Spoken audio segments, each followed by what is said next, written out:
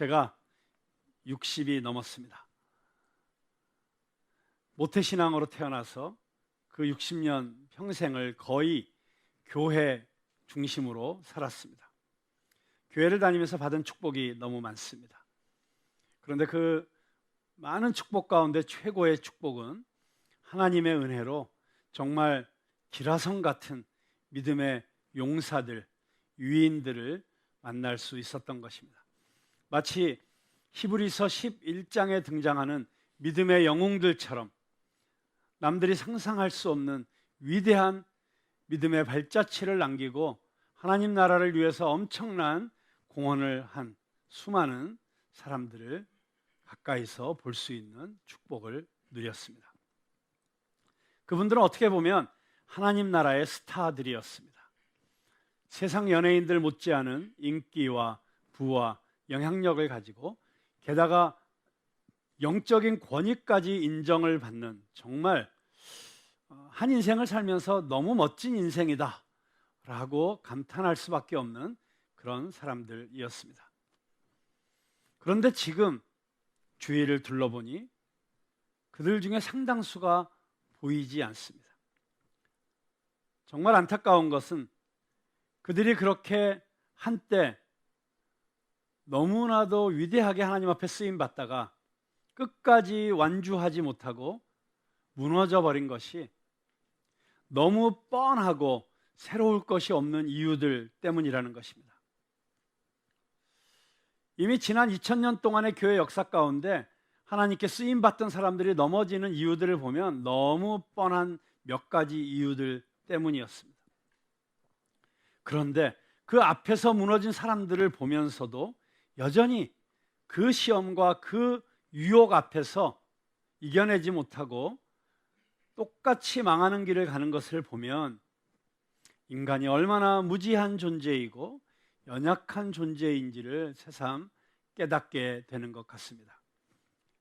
힘들고 어려울 때는 그렇게 간절히 기도하고 매달리다가도 기도가 응답이 되고 형편이 나아지고 사정이 좋아지면 금방 마음이 높아지고 나태해져서 기도도 안 하게 되고 조금 살만해지고 좀 풍요로워지고 가진 것이 많아지면 슬슬 인간적인 욕망에 끌려가기 시작하는 것이 대부분의 사람들의 모습인 것 같습니다. 그렇기 때문에 기도가 응답이 되고 전쟁에 나가서 승리하고 원하는 것들이 이루어질 때 오히려 그때가 더 위험한 때이고 그때가 더 정신 바짝 차려야 하는 때이고 더 많은 기도가 필요한 때입니다. 예수님께서도 오병이어의 기적을 베푸시고 난 후에 사람들이 열광하면서 예수님을 왕으로 모시려고 하자 제자들을 서둘러 배에 태워서 건너편으로 보내십니다. 제자들이 예수님 따라다니면서 얼마나 고생을 많이 했습니까? 그런데 이제 드디어 사람들로부터 인정받기 시작하고 사람들이 몰려오기 시작하고 그 사람들이 몰려올 때 그 맛, 재미 대단한 거죠. 그걸 좀 이제 좀 누려보려고 하는데 예수님이 매정하게도 가차없이 배에 태워서 건너편으로 보내버리시고 그뿐만이 아니라 호수 한복판에서 풍랑을 만나서 죽기 직전까지 고생을 하게 만드십니다. 그리고 본인은 산에 올라가서 새벽녘이 될 때까지 기도하십니다. 성공적인 사역을 마치고 오히려 기도가 더 필요함을, 무엇인가 우리가 더 높은 곳에 올라갔다고 생각되는 그 순간 이 오히려 우리가 더 기도가 필요한 것임을 예수님께서는 친히 몸으로 우리에게 보여주신 것입니다. 오늘 우리가 읽은 시편 21편은 그런 의미에서 우리 모두에게 너무나도 중요한 가르침을 주고 있는 말씀입니다. 21편과 20편은 짝을 이루는 시편입니다. 21편을 보시면서 20편이랑 좀 비슷하네, 그것을 눈치 빠르게 딱 캐치해낼 수 있는 분이라면 성경을 좀 읽은 분이다, 이렇게 우리가 생각할 수 있습니다.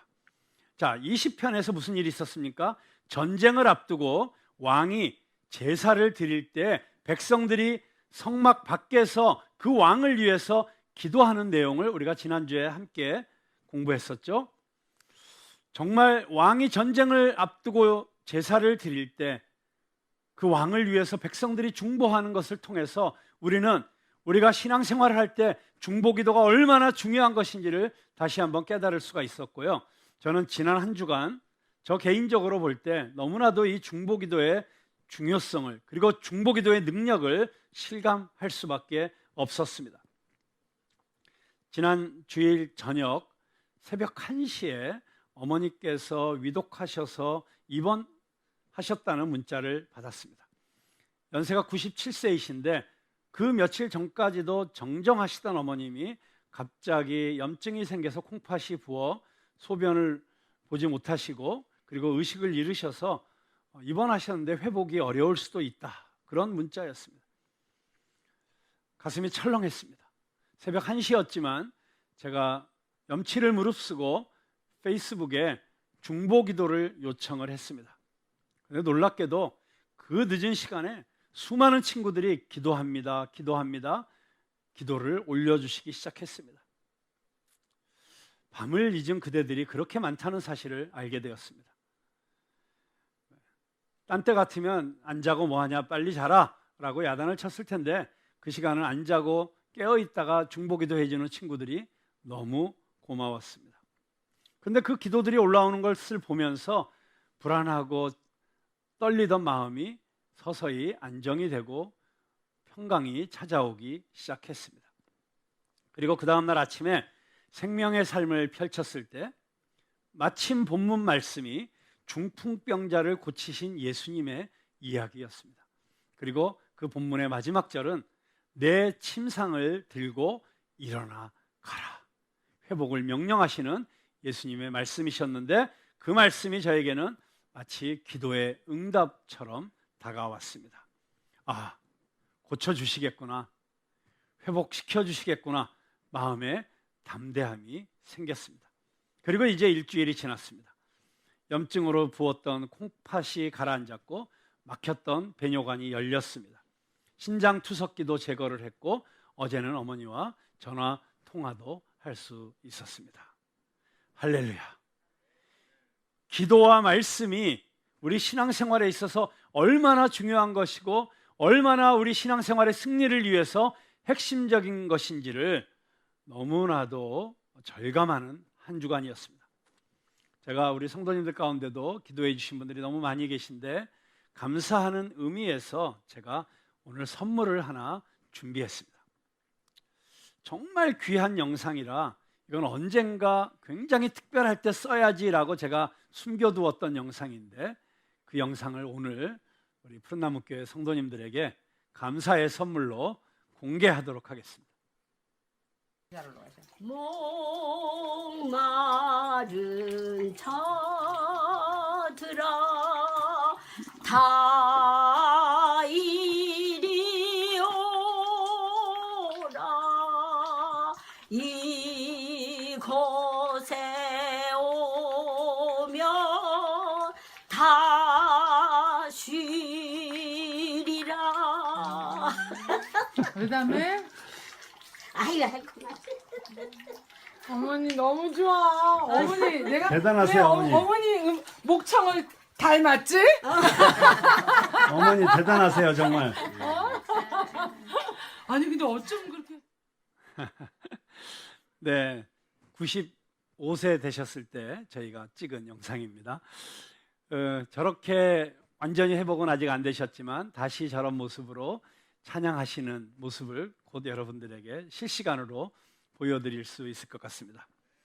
자, 다시 본문으로 돌아가서 20편은 전쟁을 앞두고 기도한 시라면 21편은 전쟁에서 이기고 돌아온 왕을 맞이하면서 찬양하는 시입니다. 자, 우리가 기억하는 대로 20편 4절에 보면 내 마음의 소원대로 허락하시고 내 모든 계획을 이루어 주시기를 원하노라. 자, 그게 백성들의 중보기도였었죠. 자, 왕이 지금 마음에 소원하는 대로 하나님께서 허락해 주시고 그가 계획하는 것들을 다 이루어 주세요 라고 하나님께 다 중보기도 했잖아요. 그런데 21편 2절에 보니까 그의 마음의 소원을 들어주셨으며 그의 입술의 요구를 거절하지 아니하셨나이다. 자, 기도가 그대로 응답이 되었죠. 마음의 소원대로 허락해달라고 기도했는데 들어주셨어요. 계획을 이루어 주시기를 원했는데 그의 입술의 요구를 거절하지 않으셨어요. 그래서 어떻게 됐어요? 전쟁에서 승리했습니다. 그래서 전쟁에서 이기고 승전가를 부르며 돌아오고 있는 것입니다. 저는 오늘 올 한 해 이제 설날을 앞두고 여러분들을 축복하고 싶어요. 여러분들이 이 치열한 전쟁터에서, 이 인생이라는 전쟁터에서 여러분들이 기도할 때마다 응답받는 역사가 일어나게 되기를 주님의 이름으로 축원합니다. 여러분, 설날 축하 인사 많이 하고 서로 덕담하잖아요. 오늘 먼저 우리 말씀으로 축복하겠습니다. 우리 이 시편의 말씀이 쉽게 얘기하면 뭐예요? 올 한 해 기도하는 대로 응답되시기를 축원합니다, 이거잖아요. 자, 서로 가장 가까이에 있는 분들을 바라보시면서 그렇게 축복하시겠습니다. 올 한 해 당신의 기도가 다 응답되시기를 축원합니다. 아멘. 우리 성도들이 다 기도하고 응답받아서 그 기도하고 응답받은 간증들이 매 주일마다 여기서 고백되어지는 그런 예배가 되고 그런 우리 공동체가 되었으면 좋겠습니다. 자, 여러분, 다윗이라는 인물 참 놀라운 인물입니다. 성경에서 한 개인의 이름이 가장 많이 등장하는 인물이 누굴까요? 성경에 수많은 사람들이 등장하는데 그 중에 가장 많이 자주 그 이름이 등장한 사람 한 사람 꼽으라면 누굴까요? 어떻게 아셨어요? 네, 저는 답을 다 가르쳐드리고 언제나 질문을 합니다. 다윗이 참 놀라운 사람이라고 얘기했잖아요. 정말 예수님보다도 등장하는 횟수가 더 많아요. 그 이름이 모세보다도 더 많아요. 가장 많이 등장하는 이름 다윗입니다. 그런가 하면 그가 하는 모든 기도가 다 응답이 된 사람이에요. 거의 모든 기도가 다 응답받았어요. 물론 어떤 기도는 하나님께서 들어주시겠다고 약속하시고 그것이 실현되기까지 12년이 걸렸어요. 여러분, 지금 어떤 기도 제목 가지고 기도하고 있는데 아직 12년이 안 되신 분들은 실망하지 마십시오. 하나님의 때에 하나님이 반드시 응답해 주십니다.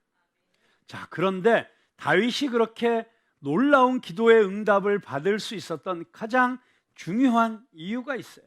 우리가 하나님 앞에 매달려서 기도하기 전에 먼저 어떻게 다윗이 그렇게 응답받는 놀라운 축복을 받았는지 그 비밀을 알아야 돼요. 사도행전 13장 22절에 보니까 패하시고 다윗을 왕으로 세우시고 증언하여 이르시되 내가 이새의 아들 다윗을 만나니 내 마음에 맞는 사람이라 내 뜻을 다 이루리라 하시더니 내 마음에 맞는 사람이라. 여러분도 자녀들 여러 키우면 그 중에 어떤 자식의 말을 제일 많이 들어주십니까? 마음에 맞는 자식의 말을 그 자식이 요구하면 그냥 다 들어주시잖아요. 그리고 조금 미덥지 않으면 뭘 해달라 그래도 이걸 해줘야 되나 말아야 되나 고민하시게 되잖아요. 자, 하나님께서 보시기에 내 마음에 맞는 사람, 다른 번역에 보면 내 마음에 합한 사람 다윗. 여기 하나님의 마음에 합하였기 때문에, 하나님의 마음에 맞았기 때문에 하나님께서 아낌없이 그 기도에 응답을 축복으로 내려주시는 것을 볼 수가 있습니다. 여러분들이 다 하나님의 마음에 합한 사람이 되시기를 주님의 이름으로 축원합니다. 자, 그런데 여기 굉장히 중요한 포인트를 우리가 놓치면 안 돼요. 내 마음에 맞는 사람이라, 그 다음에 내 뜻을 다 이루리라. 자, 여기서 누구 뜻이에요? 여러분, 이걸 착각할 수가 있어요. 내 마음에, 네가 내 마음에 맞는 사람이니 내가 원하는 대로 내가 다 이루어 주리라. 하나님이 지금 그렇게 말씀하고 계신 게 아니에요. 내가 내 마음에 맞는 사람이니 내 뜻을 이루리라. 하나님의 뜻을 이루어가는 거예요. 계속 말씀드리죠.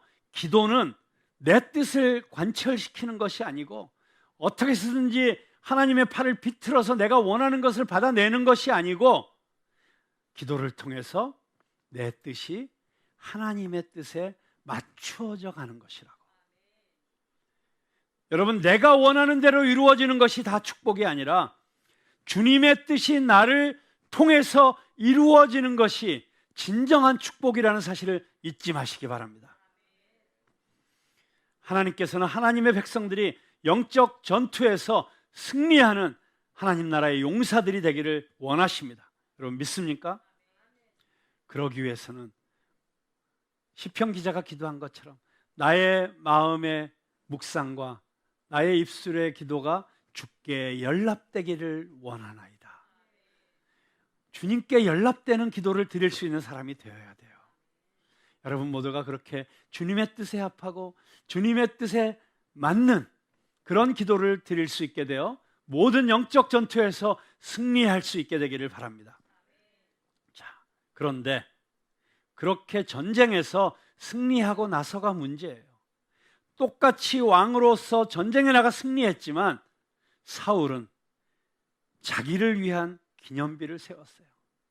큰 전쟁에서 이기고 나니까 마음이 높아져서 이걸 자랑하고 싶고 이 승리를 기념하고 싶고 더 많은 사람들에게 알리고 싶고 그 마음이 가득해서 자기를 위한 기념비를 세웠어요. 그 왕의 말로가 어찌 되었습니까? 반면에 다윗은 전쟁에 나가서 승리하고 난 이후에 여호와의 이름을 찬양하고 하나님께 영광을 돌렸습니다. 다윗이 그렇게 하나님 앞에 나아가서 하나님께 영광 돌리고 오직 하나님의 이름을 높여드리니까 백성들이 그렇게 화답하고 있는 거예요. 여기 1절에 보니까 여호와여 왕이 주의 힘으로 말미암아 기뻐하며 주의 구원으로 말미암아 크게 즐거워하리이다. 누구 힘으로 이 전쟁에서 승리했어요? 누가 생명을 건져주셨어요? 누가 이기게 해주셨어요? 누가 성공하게 했어요? 누가 여러분을 이 자리까지 오게 하셨어요? 하나님이 하셨어요. 여러분 착각하지 마세요. 아무리 여러분이 잘났어도 아무리 여러분이 가진 게 많았어도 하나님의 은혜가 아니었으면 여러분 절대로 이 자리까지 올 수 없었어요. 내가 잘해서 내가 이만큼 노력해서 나니까 할 수 있었지 이런 생각이 조금이라도 들면 정신 차리세요. 지금 망하는 길로 접어들고 있는 거예요.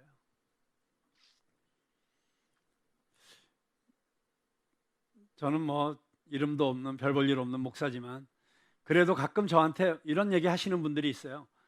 어휴, 광 목사님이니까 이런 거 하죠. 광 목사님 아니면 누가 이런 일 하겠어요. 이런 일 할 때가 있어요.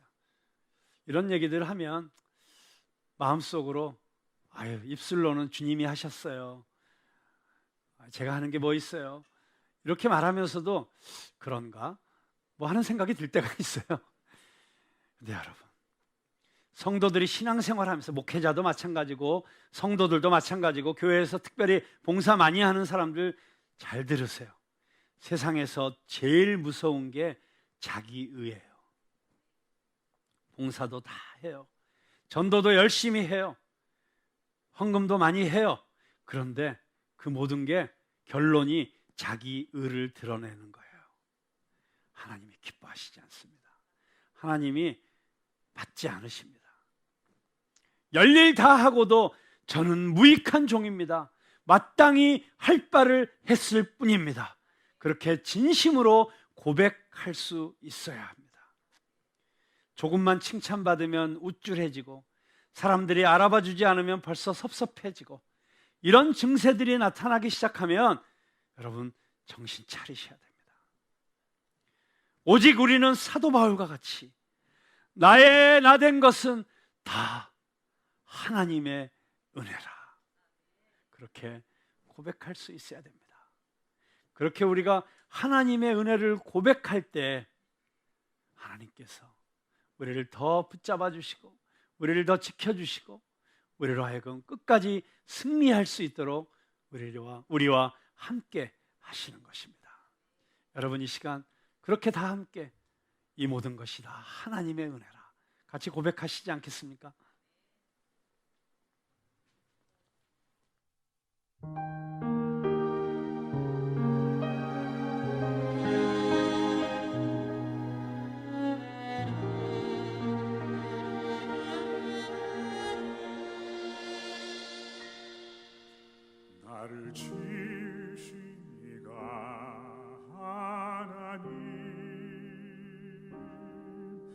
나를 부르시니가 하나님,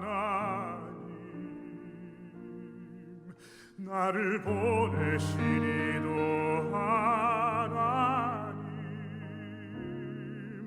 나의 나 된 것은 다 하나님 은혜라.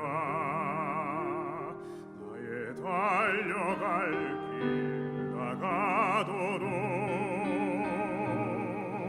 나의 마지막 호흡 다하도록 나로 그 십자가 품게 하시니 나의 나 된 것은 다 하나님 은혜라. 한량없는 은혜, 갚을 길 없는 은혜, 내 삶을 애워 사는 하나님의 은혜.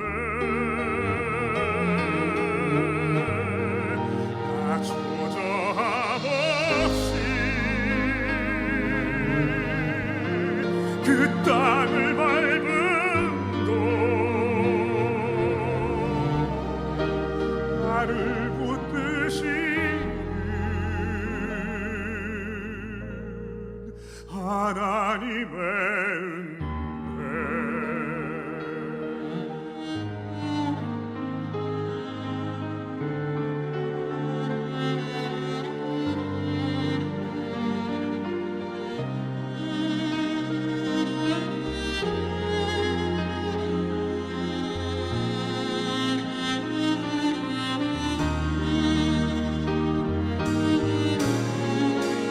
한량없는 은혜,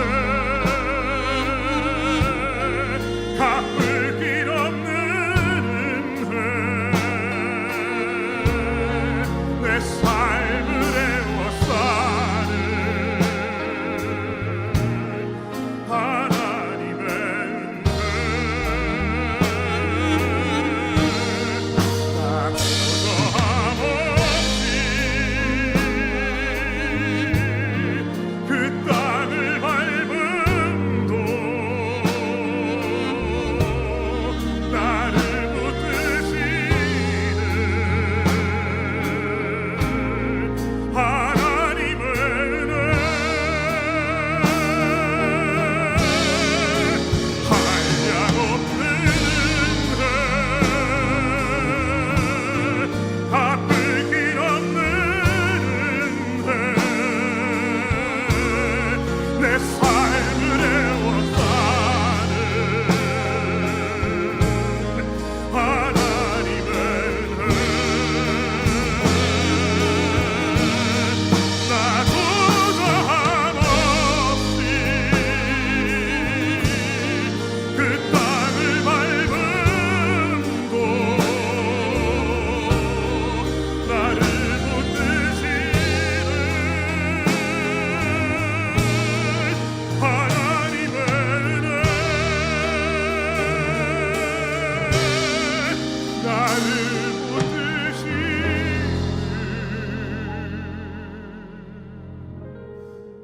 하나님의 은혜.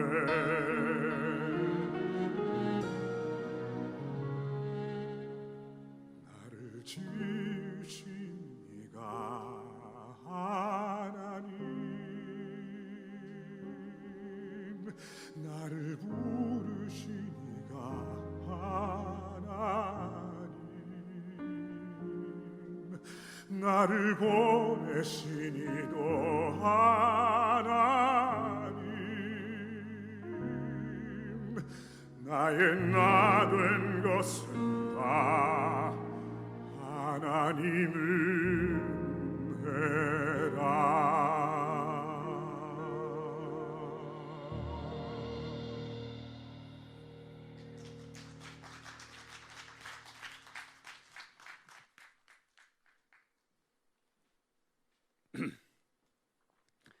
우리가 신앙생활하면서 잠깐 쓰임받다 버림받는 비참한 인생이 되지 않고 승리 이후에 또 다른 전쟁터에서 계속 승리하기 위해서는, 그래서 finish well, 마지막이 더 좋은 인생으로 결론 나기 위해서는 이 은혜 의식이 꼭 필요합니다.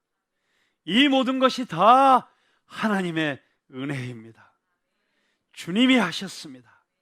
오직 하나님께 영광 돌리는 저와 여러분이 될 수 있기를 바랍니다. 자, 두 번째 계속되는 승리의 비밀은 7절입니다. 왕이 여호와를 의지하오니 지존하신 이의 인자함으로 흔들리지 아니하리이다.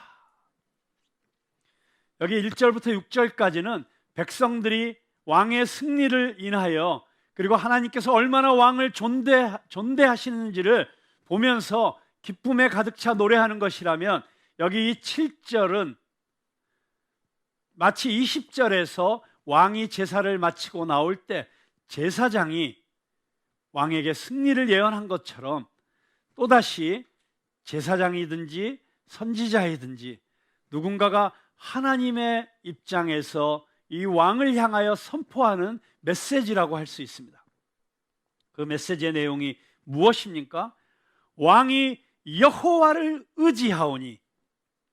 여러분, 세상에서 지위가 높아지고 권력이 많아질수록 할 수 있는 일이 어마어마해집니다. 그러니까 왕 정도 되면 정말 상상할 수 없는 힘이 생깁니다.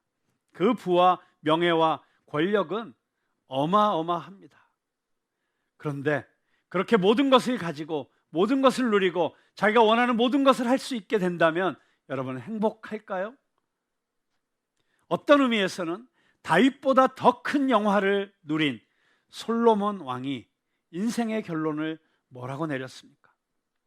헛되고 헛되니 모든 것이 헛되도다. 여러분, 그렇게 허하니까 딴짓하다가 사고 치는 거예요. 솔로몬 왕이 얼마나 사고를 많이 쳤습니까? 이스라엘이 저렇게 분열되고 망하게 된 원인을 제공한 것은 우상 숭배였고 이방 문화였습니다. 그런데 그 모든 우상과 이방 신들을 이스라엘로 들여온 게 솔로몬이었어요. 왜요?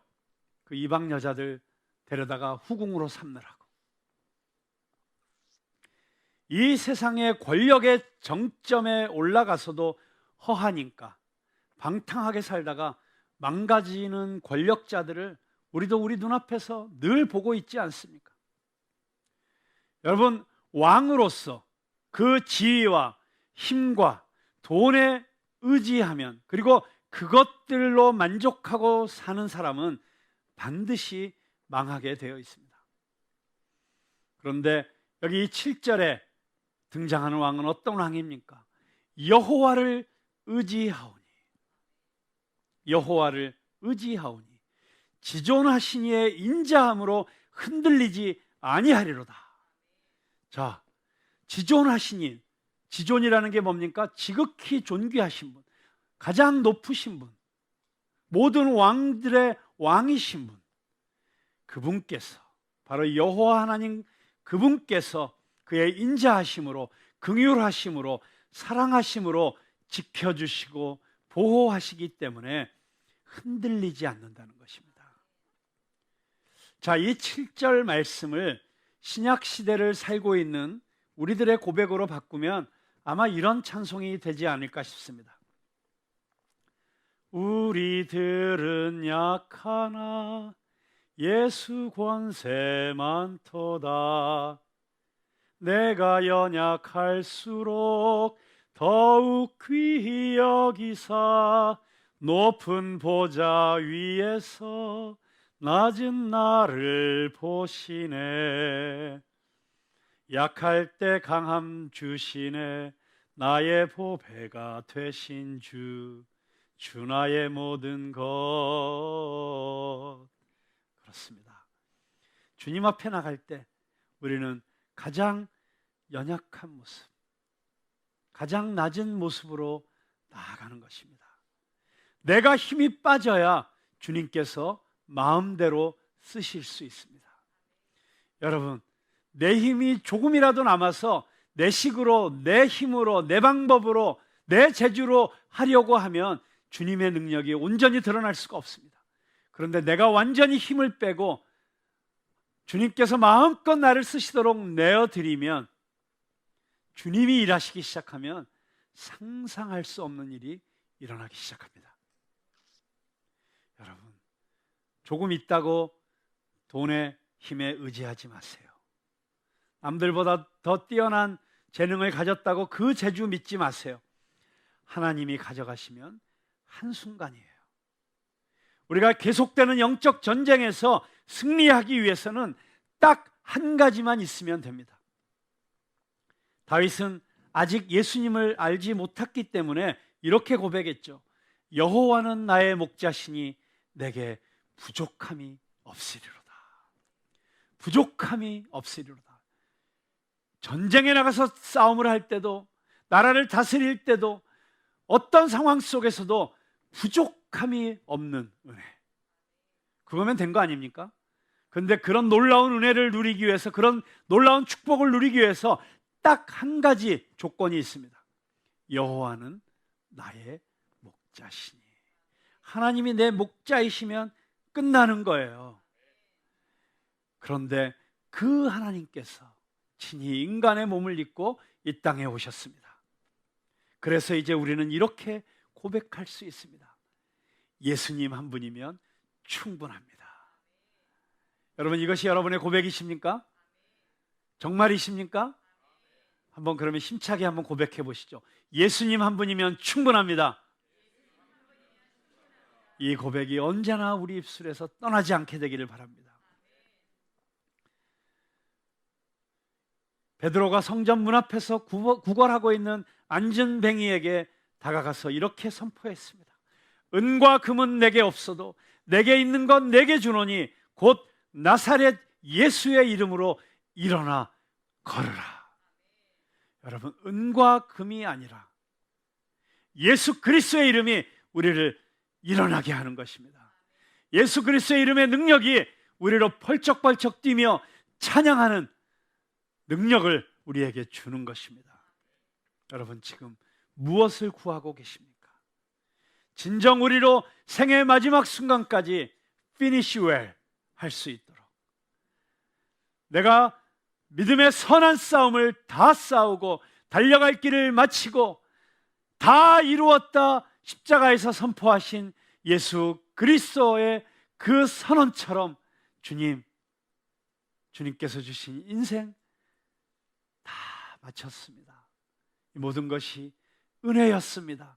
고백하며 주님 앞에 나아갈 수 있도록 우리를 도우시는 그 예수 그리스도의 이름의 능력을 구하고 계십니까? 여러분, 그 예수님의 능력을 사모하십니까? 우리 함께 예수 이름으로 함께 나아가시겠습니다.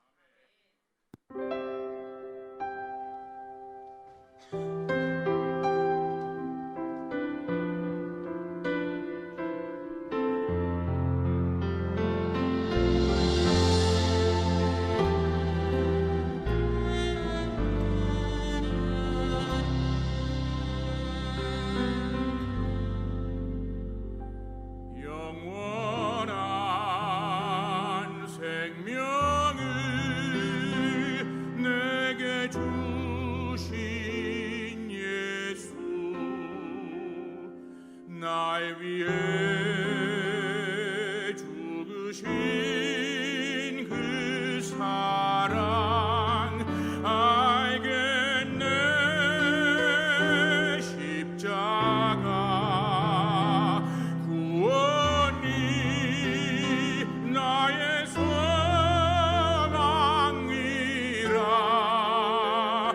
오직 주님만을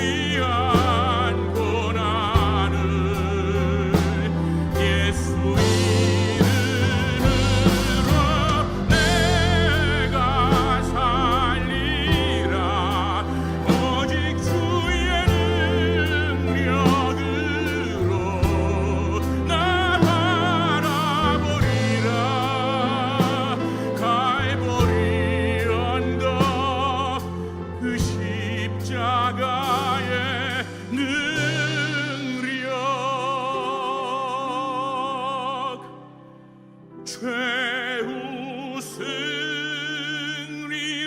얻기까지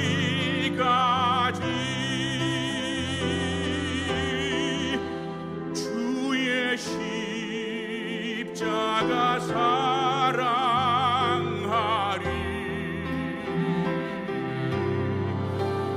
빛나면 유관 받기까지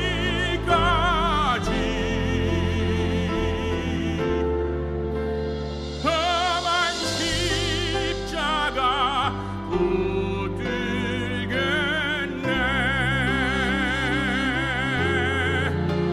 험한 십자가 붙들겠네.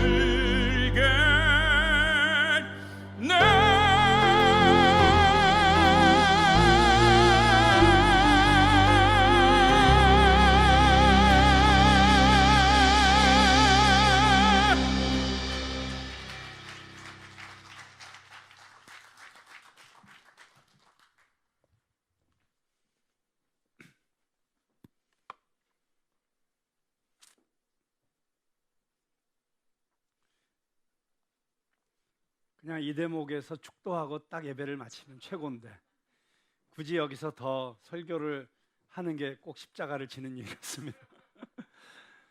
네, 십자가의 능력, 예수 이름의 능력, 그 능력으로 살아가는 저와 여러분이 다 될 수 있기를 바랍니다.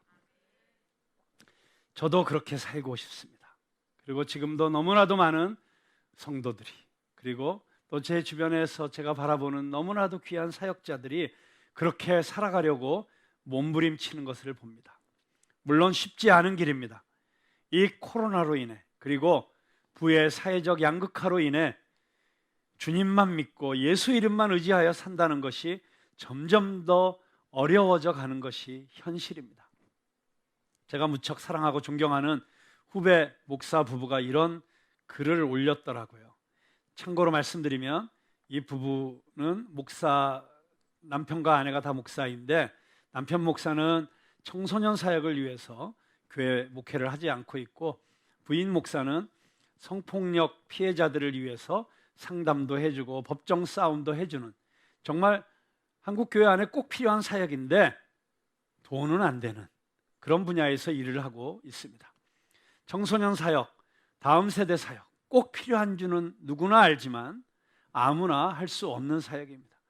실력이 없으면, 매력이 없으면 청소년들에게 먹히지를 않고 청소년들이 들어주지를 않고, 그래서 실력이 있어야지 사역을 할 수 있는데, 그러다 보니까 이 실력 있는 청소년 사역자들을 또 지역교회들이 그냥 내버려 두지는 않습니다. 그래서 담임 목사로 오라고 청빙을 심심치 않게 하게 됩니다.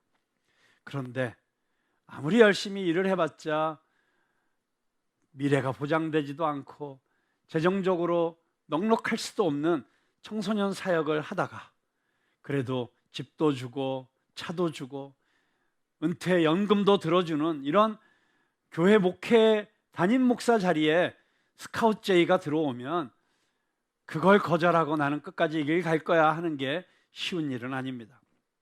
그래서 이 청소년 사역에 오래 머무르는 사람들은 저는 국보급 천연 기념물들이라 그렇게 생각을 합니다.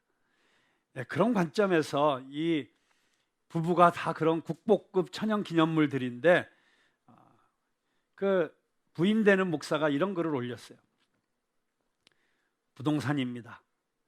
집주인이 집을 내놓으셔서요. 집주인이 이번에 월세를 2배 정도 올렸다. 우리의 어려운 사정을 말씀드렸지만 본인들이 더 힘들다며 안 된다고 딱 자르더라.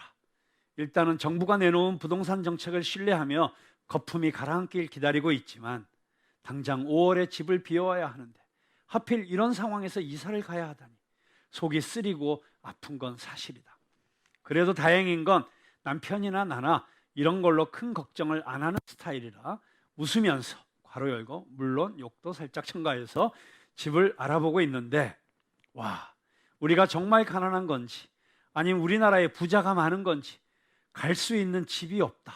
아이고, 오늘 점심을 먹고 잠깐 카페에 왔는데 카페가 넓고 쾌적하길래 남편에게 여보, 우리도 이런 곳에서 살았으면 좋겠다 했더니 남편의 대답이 예술적이다.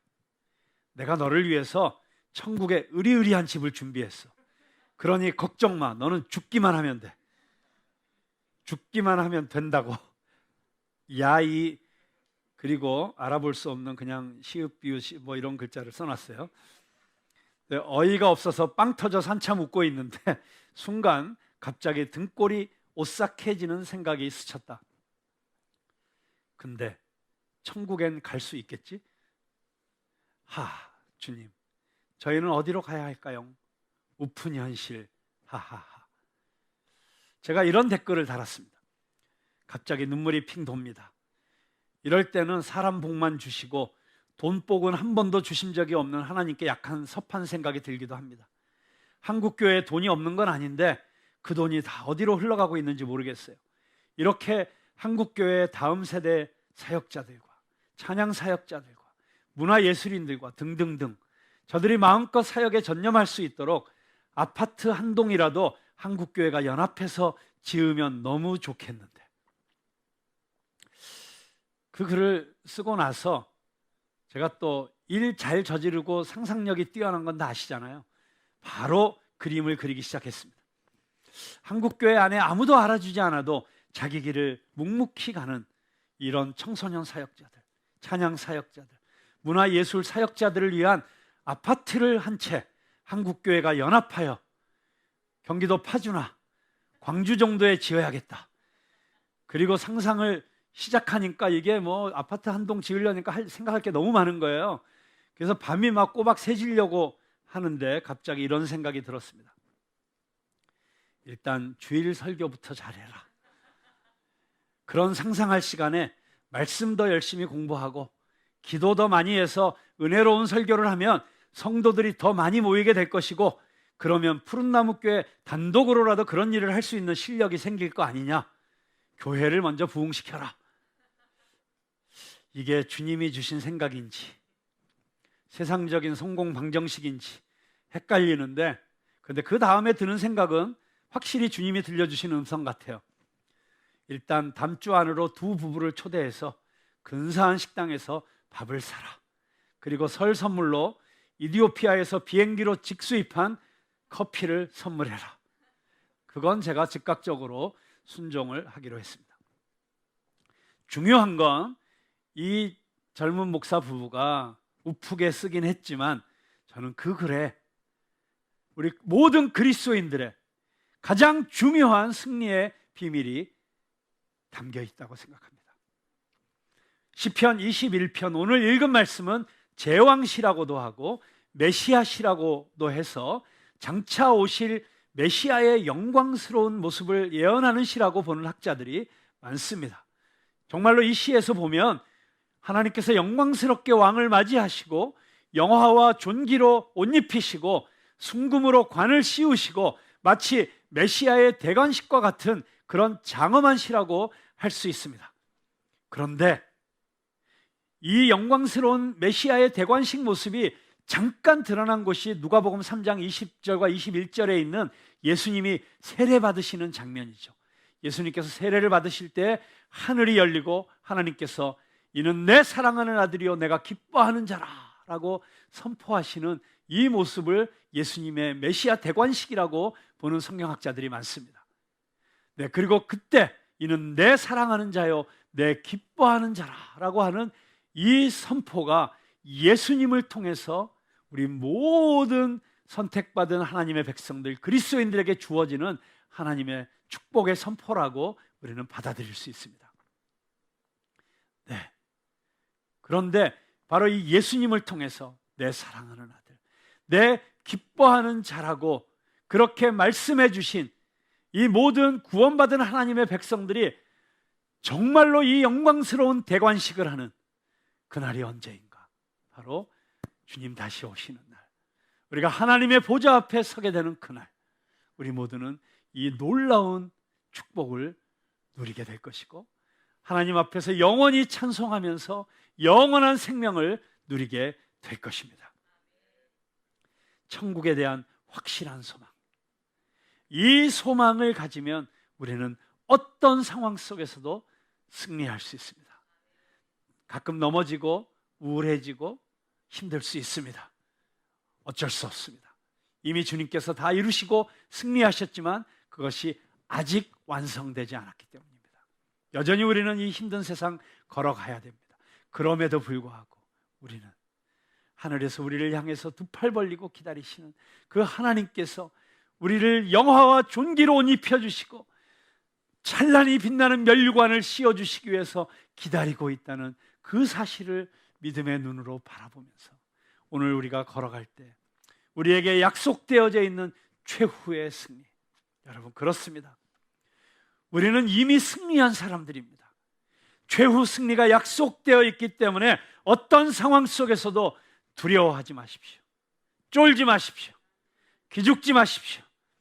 우리가 돈이 없지 가오가 없냐?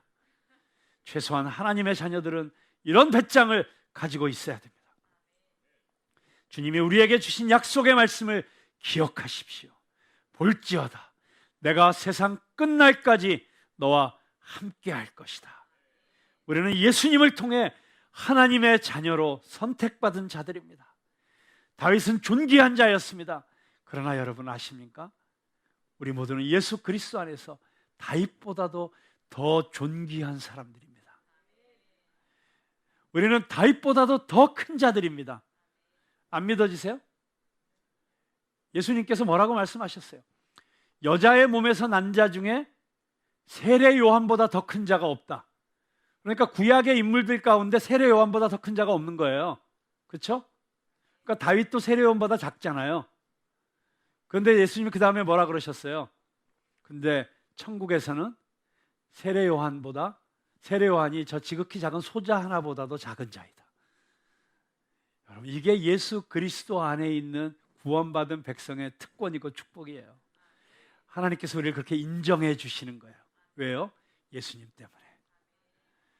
네, 그렇게 우리를 인정하시고 축복하시기 때문에 오늘 우리에게 이런 놀라운 축복의 말씀을 들려주십니다. 여러분들에게 설을 맞이하면서 설 선물로 이 하나님의 축복의 말씀을 들려드리고 싶습니다. 그리고 여러분 이 축복의 노래를 여러분들의 믿지 않는 가족들과 친구들에게도 다 나누어 주실 수 있기를 바라요. 이번 설 고향에도 찾아가지 못하고 부모님도 뵈러 가지 못하지만 오히려 우리가 이 축복의 통로로서 수많은 사람들에게 이 놀라운 영광스러운 그리스도의 삶을, 그리스도 안에서 누리는 이 축복된 삶을 선물할 수 있기를 바랍니다. 축복합니다.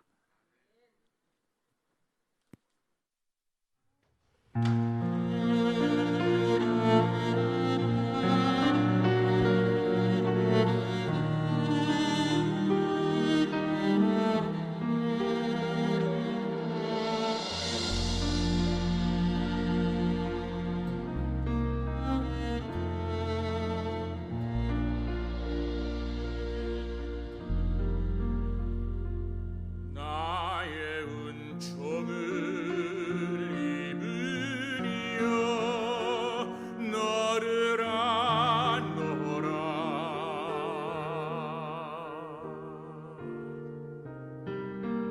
너의 이름을 내가 아노라. 나의 사랑을 하늘이여 함께 가노라. 내가 친히 함께 가노라.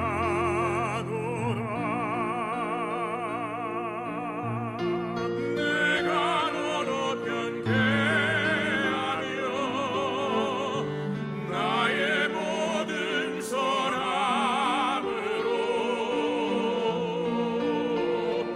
너의 앞을 지나며 나의 이름으로 너를 지키리라.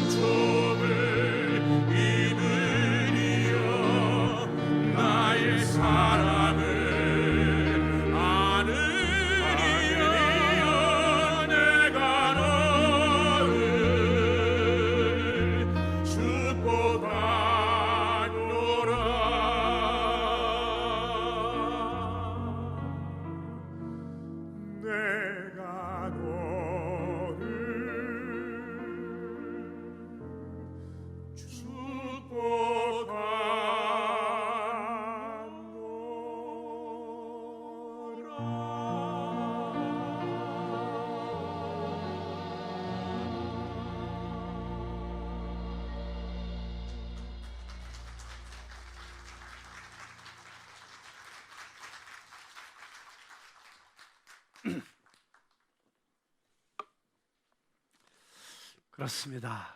하나님께서는 우리를 이렇게 축복해 주시기 원하십니다. 그리고 우리에게 약속의 말씀을 주셨습니다. 그 약속의 말씀 붙잡고 우리가 할 일은 딱 하나입니다. 그 주님만 바라보는 것입니다. 주님만 의지하는 것입니다. 그리고 그 은혜 가운데 사는 것입니다. 지난 한 주간 동안에 저에게 여러 가지 일이 있었는데요. 특별히 제 아내가 너무 목 디스크, 허리 디스크가 심하고 또 어깨가 파열되어서 어제는 너무 아파서 막 엉엉 울더라고요.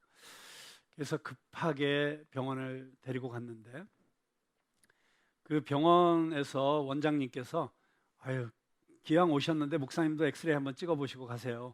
그래서 엑스레이를 찍었어요. 그래서 다 찍었는데 그 원장님 하시는 말씀이 아유, 사모님보다 목사님 목이 지금 더 심각한 상태인데요. 그래요. 정말이요? 저는 하나도 안 아픈데요. 그랬더니 그 엑스레이를 보여주시면서 목사님이 아주 희귀한 병에 걸려 있는데 그 후종 인대 골화증이라는 병에 걸려 있대요. 그게 뭐냐면 목뼈를 지지하는 인대가 앞뒤로 있는데 그 뒤 인대가 뼈처럼 바뀌어가는 거예요. 그래서 딱딱해져서 그게 너무 이제 커지면 나중에 사지가 갑자기 마비가 되는 증세가 온대요. 그래서 계단을 올라가다 갑자기 굴러 떨어지기도 하고 뭐 그런 얘기를 하시는 거예요. 그래서 그러면 어떻게 치료할 방법이 없습니까? 했더니 방법이 없다고 그러시더라고요. 그래서 그러면 이제부터 뭘 어떻게 해야 됩니까? 그랬더니 조심하면서 사셔야죠. 그래서 그렇군요. 그런 얘기를 아주 너무 담담하게 잘 하시더라고요. 그래도 뭐 뭔가 이렇게 좀 도움이 되는 게 있지 않겠습니까? 그랬더니 그분 하시는 말씀이 모든 목을 위해서는 제일 좋은 게 하나 있습니다. 고개를 이렇게 들고 있는 겁니다. 목 디스크 걸린 사람도 24시간 이러고 있으면 목 디스크 다 낫는데요. 근데 우리가 24시간 이러고 있을 수가 없어서 문제지 이렇게 가능하면 하고 있으면 웬만한 목병은 다 낫는다는 거예요. 그러면서 하시는 말씀이 앞으로 뭐 핸드폰을 보실 때나 무슨 업무를 하실 때도 이렇게 내려다보고 하시면 목에 제일 나쁜 겁니다. 가능하면 앞을 보고 하시고 조금 들고 하시고 핸드폰 볼 때도 이렇게 들고 하시고 그러니까 예배 시간에 이렇게 보고 계시면 안 돼요. 들고 계셔야 돼요. 들고. 그래서 제가 어제부터 병원 갔다 오고 나서부터 습관이 생겼어요. 그러니까 자꾸 이렇게 드는 거예요. 웬만하면 이렇게 들고 그러다가 생각이 났어요. 제가 1년 전에 초대교회의 길을 묻다라고 하는 설교를 6주 동안 했었는데 그때 지금 카타콤의 벽화에 보면 그 초대교회 당시의 여러 모습들이 벽화로 그려져 있어요. 근데 거기에 등장하는 사람들은 기도하는 사람들의 모습이 자주 등장하는데 초대교회 교인들이 기도하는 모습은 무릎을 꿇고 이렇게 엎드려서 기도하지 않고 다 서서 두 팔을 벌리고 하늘을 향해서 고개를 들고 기도를 하는 모습이었어요. 야, 이게 기가 막힌 자세였구나. 초대교회 교인들이 이렇게 그 무덤 속에서도 기도할 때 웅크리고 고개를 푹 숙이고 기도하지 않고 하늘을 바라보고 기도를 했다. 이게 몸과 영혼을 다 살리는 기가 막힌 기도구나 하는 거를 순간 제가 깨닫게 된 거예요. 그러면서 우리가 늘 고개를 이렇게 들고 걸어 다닐 수는 없겠으나 그러나 우리의 영은 하늘을 바라보고 있어야 되겠구나. 우리의 영적인 시선은 언제나 고개를 들고 하나님을 바라보고 있어야겠구나 하는 생각을 하게 되었습니다. 여러분 그렇습니다. 우리 하나님만 바라보십시다. 하나님만 의지하십시다. 그러면 우리는 끝까지 승리하는 놀라운 축복을 누리게 될 줄로 믿습니다. 기도하겠습니다.